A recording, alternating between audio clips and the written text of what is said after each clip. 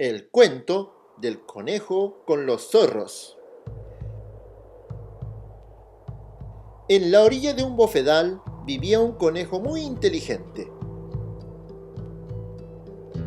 En ese sector había también una pareja de zorros.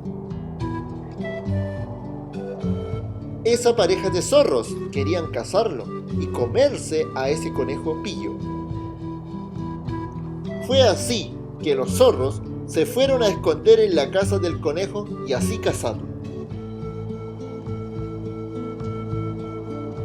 El conejo, por las pisadas, sospechó que alguien estaba dentro.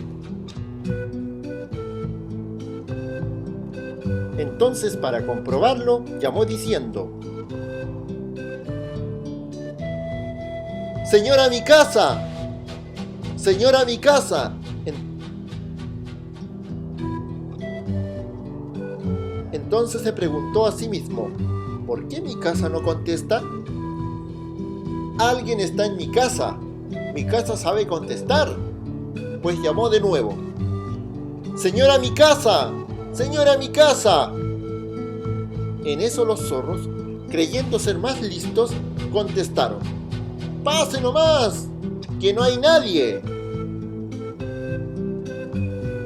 Y el conejo dijo: ¡ah! Hay alguien en mi casa. ¿Dónde se ha visto que las casas contestan? Diciendo eso, el conejo se fue por haberse salvado. Y después de eso, los zorros nunca más molestaron al conejo.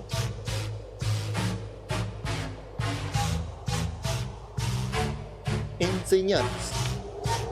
Siempre hay que andar precavido, si no podemos quedar avergonzados como estos zorros.